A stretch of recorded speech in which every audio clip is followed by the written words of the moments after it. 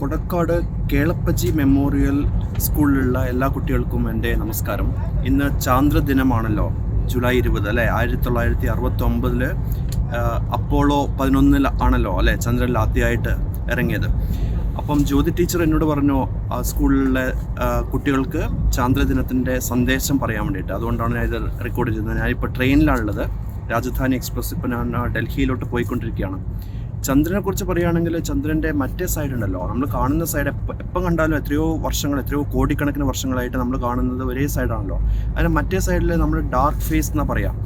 അതെന്താ അങ്ങനെ ആവാൻ കാരണം എന്ന് നിങ്ങൾക്കറിയാമോ? അത് ശരിക്കും ഡാർക്കാണോ, അവിടെ ഇരുട്ടാണോ എപ്പോഴും? അല്ലല്ല, അങ്ങനെയല്ല സംഭവം. അതെന്താണെന്ന് വെച്ചിട്ടുണ്ടെങ്കിൽ, ചന്ദ്രൻ പിന്നെ സ്വന്തം അച്ചുതണ്ടിൽ ചുറ്റുന്നതും പിന്നെ ചന്ദ്രൻ നമ്മുടെ ഭൂമിയെ ചുറ്റുന്നതും ഒരേ സമയമാണ്. അത് എത്ര സമയം എടുക്കുന്ന അറിയില്ലേ? 27 ദിവസവും 7 മണിക്കൂറും ആണ് ഏകദേശം പറയാം. അതിൽ സെക്കൻഡൊക്കെ ഉണ്ട്. അപ്പം ഈ 27 ദിവസവും 7 മണിക്കൂറും കൊണ്ടാണ് ചന്ദ്രൻ അതിൻ്റെതായിട്ടുള്ള അച്ചുതണ്ടിൽ ഒരു പ്രാവശ്യം ചുറ്റാൻ എടുക്കുന്ന സമയം. പിന്നെ ചന്ദ്രൻ നമ്മുടെ ഭൂമിയെ വലം വയ്ക്കാനുള്ള സമയവും ഇത്ര തന്നെയാണ്. അതുകൊണ്ടാണ് നമ്മൾ എപ്പോഴും ഇതിനെ ഇംഗ്ലീഷിൽ പറയാം ടൈഡൽ ലോക്കിംഗ് എന്നാണ്. അതുകൊണ്ടാണ് നമ്മൾ ഒരു സ്ഥലം മാത്രമേ കാണുന്നുള്ളൂ, ചന്ദ്രൻ്റെ ഒരു സൈഡ് മാത്രമേ ഒരു വശം മാത്രമേ കാണുന്നുള്ളൂ എന്നതാണ് സത്യം. പിന്നെ ഇന്ന് ചന്ദ്രദിനത്തിന് ഉപരിയായിട്ട് ചെസ് ദിനവും കൂടിയാണ് കേട്ടോ. ലോകത്തിൻ്റെ ചെസ് ദിനം എന്നാണ് പറയാം. അതുപോലെ വാനനിരീക്ഷണം നിങ്ങൾക്ക് ഇഷ്ടമാണെങ്കിൽ ലൂക്ക മാഗസിൻ നിങ്ങൾ വായിച്ചു നോക്കൂ. അതിൽ വാനനിരീക്ഷണം അടുത്ത മാസത്തിൽ എന്തൊക്കെയാണ് കാണാനുള്ളത് എന്നൊക്കെ പറഞ്ഞിട്ടേ നല്ലതാണ് കേട്ടോ. അതുപോലെ തന്നെ ശാസ്ത്ര കേരളം, ഇത് യുറീക്ക, ചെറിയ കുട്ടികളാണെങ്കിൽ യുറീക്ക വായിച്ചു നോക്കുക. അതിലൊക്കെ നല്ല ഇതുമായിട്ട് ബന്ധപ്പെട്ട പല നല്ല വിവരങ്ങളും ഉണ്ട്. പിന്നെ നാളെയാണ് നമ്മുടെ പൂർണ്ണചന്ദ്രൻ വരുന്നത്, ഫുൾ മൂൺ.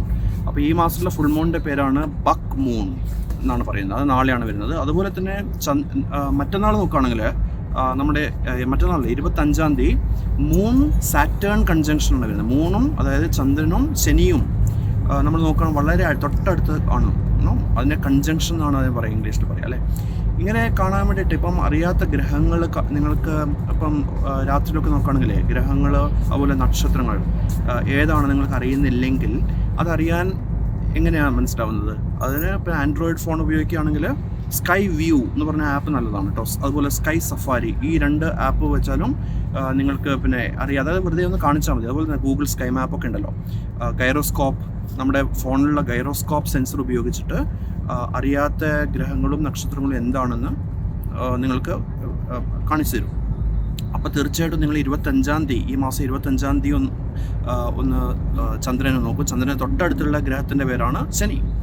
അതുപോലെ തന്നെ 30-ാം തീയതി നോക്കുകയാണെങ്കിൽ ചന്ദ്രൻ്റെ തൊട്ടടുത്തുള്ള ഗ്രഹമാണ് ചൊവ്വ, സാറ്റേൺ, മാർസ്, ആൻഡ് 31-ാം തീയതി നോക്കുകയാണെങ്കിൽ പിന്നെ ജൂപ്പിറ്റർ ആൻഡ് മൂൺ കൺജങ്ഷനാണ്. അതായത് വ്യാഴവും പിന്നെ വ്യാഴവും ചന്ദ്രനും വളരെ അടുത്ത്, അതായത് ഒരു ഫോട്ടോ എടുക്കുകയാണെങ്കിൽ ഒരു ഫ്രെയിമിൻ്റെ ഉള്ളിൽ രണ്ടും പതിയുന്നതായിരിക്കും. എന്നെക്കുറിച്ച് പറയുകയാണെങ്കിൽ നിങ്ങളുടെ കൊടക്കാട് സ്കൂൾ പോലെ ഞാൻ പഠിച്ചതും സാധാരണ സ്കൂളിലാണ് കേട്ടോ. പിന്നെ ഇവിടെ പയ്യന്നൂർ ഗവൺമെൻറ് ബോയ്സ് ഹൈസ്കൂളിലാണ് 10ാം തരം വരെ പഠിച്ചത്, മലയാളം മീഡിയത്തിൽ. അപ്പോൾ ഇതുവരെ പറയുകയാണെങ്കിൽ 27 രാജ്യങ്ങളിൽ ഞാൻ പോയിട്ടുണ്ട്. അതിൽ ഏറ്റവും എനിക്ക് ഇഷ്ടപ്പെട്ട ഒരു സ്ഥലം രാജ്യം പോലും അല്ല, ഇത് ഈ ചന്ദ്രനെ പോലെയുള്ള ഒരു ഇൻ്റർനാഷണൽ ടെറിട്ടറിയാണ്, അന്റാർട്ടിക്ക.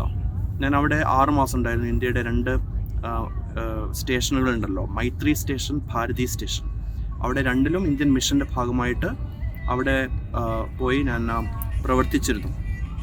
അതുപോലെ ഇന്ന് വരെയായിട്ട് ഞാൻ 7 തരം പുതിയ സസ്യ സ്പീഷീസുകളെ കണ്ടുപിടിച്ചിട്ടുണ്ട്. എൻ്റെ പേര് ഫെലിക്സ് ബാസ്റ്റ്. ഞാൻ സെൻട്രൽ യൂണിവേഴ്സിറ്റി ഓഫ് പഞ്ചാബിലെ പ്രൊഫസറാണ്. പിന്നെ ഒന്നും കൂടി എല്ലാവർക്കും നമസ്കാരം. ഈ ചാന്ദ്രദിനത്തിൽ ജ്യോതി ടീച്ചർക്കും ഈ സ്കൂളിനും ഈ സ്കൂളിൽ പഠിക്കുന്ന എല്ലാ കുട്ടികൾക്കും എൻ്റെ ആശംസകൾ നേരുന്നു.